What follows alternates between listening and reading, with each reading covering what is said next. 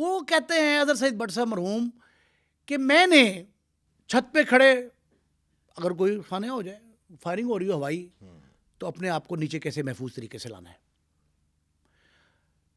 آگ سے لوگوں کو محفوظ مقام پہ منتقل کیسے کرنا ہے.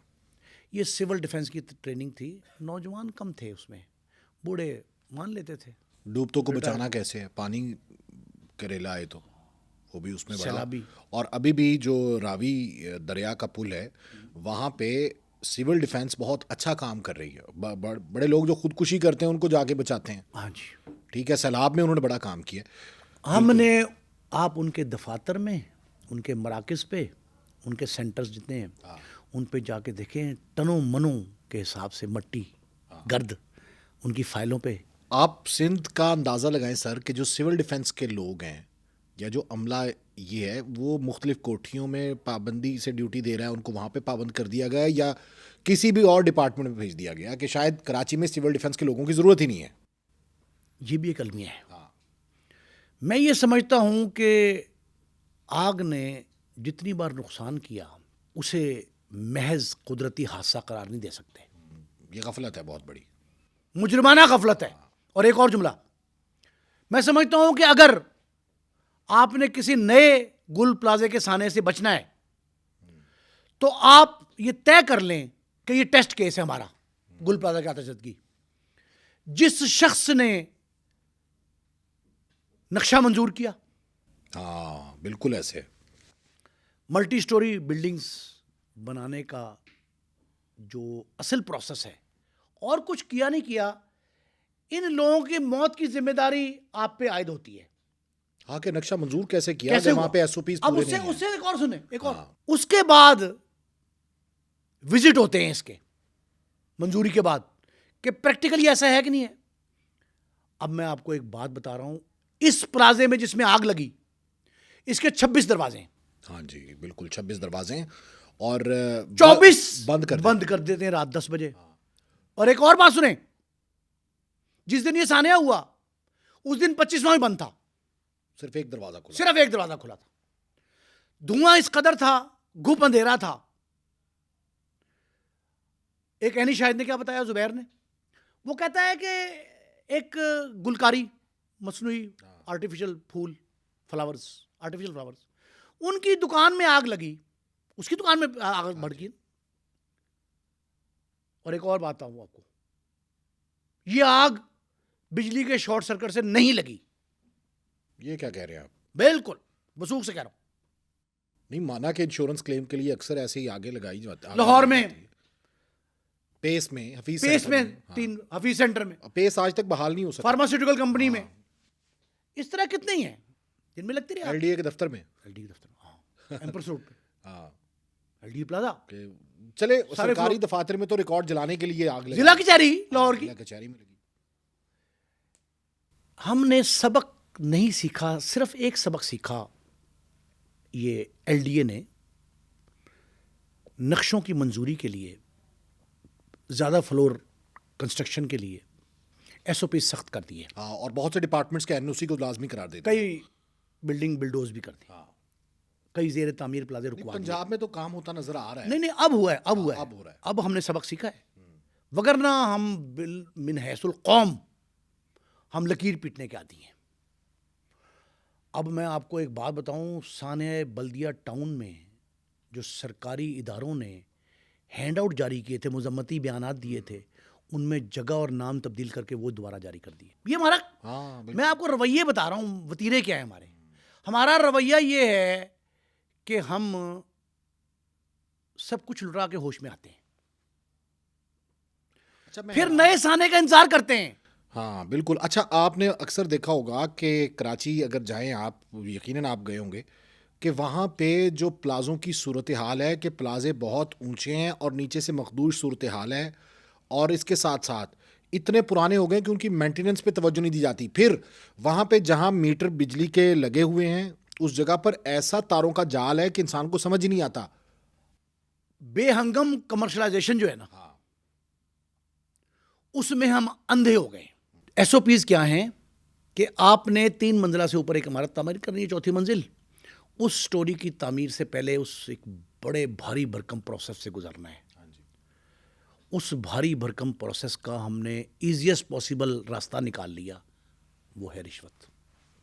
ہاں, انڈر دا ٹیبل ڈیل کرتے ہیں اور پھر جس انسپیکٹر نے آ کے انسپیکشن کرنی ہے, جس ٹیم کے پاس کیس جانا ہے, اب high powered committee H P C, ہر ڈیولپمنٹ اتھارٹی کے پاس ایک کمیٹی ہے, اس کا نام ہے ہائی پاورڈ کمیٹی.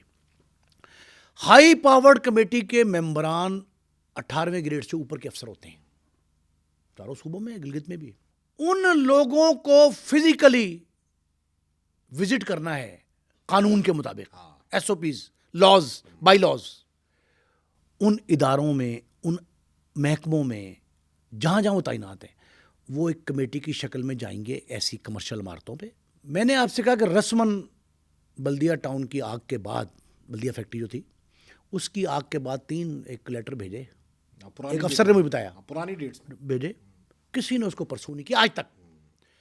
کسی نے آج تک یہ نہیں جا کے دیکھا کہ گل پلازا جو ہے اس کی کتنے فلورز, کتنی سٹوریز بن گئیں غیر قانونی طور اور پہ, کتنے لوگ آ گئے گنجائش سے زیادہ, کتنے ٹنوں کا وزن اٹھانے کے قابل وہ ہے یا نہیں. پھر وہاں پہ جو بجلی ہے اس کا کیا نظام ہے, کسی نے کوئی نہیں دیکھا. سنیں یہ کیوں ہوا ایسا ان دنوں میں رمضان, شادی بیاہ پہلے, پھر رمضان, پھر عیدین, اور پھر اتنے لوگوں کا ہیٹر, وہاں پہ کولر, وہاں پہ الیکٹرک کا سامان, وہ سب چل رہا ہے.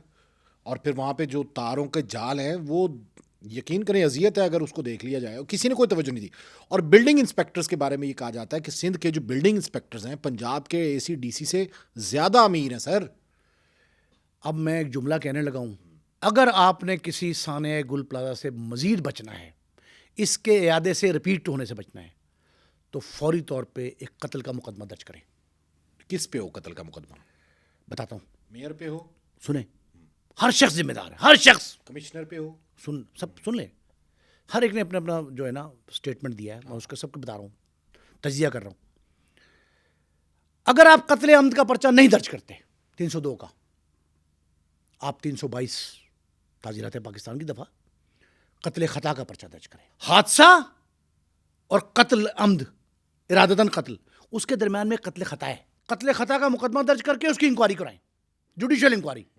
اگر قتل خطا ایجاد کر کے دفعہ 302 میں تبدیل ہو سکتی ہے, کرنی چاہیے. ہاں بالکل بعد میں کرتے ہیں. جس نے نمبر 1 کس پہ, جس کمیٹی نے, اس کے ممبران نے, جس نے اجازت دی, اس کو این او سی دیا, ایک اس شخص پہ, اس ایسوسیشن پہ پلازے کی, جس نے 26 دروازے میں سے 24 بند کرنے کا حکم جاری کیا.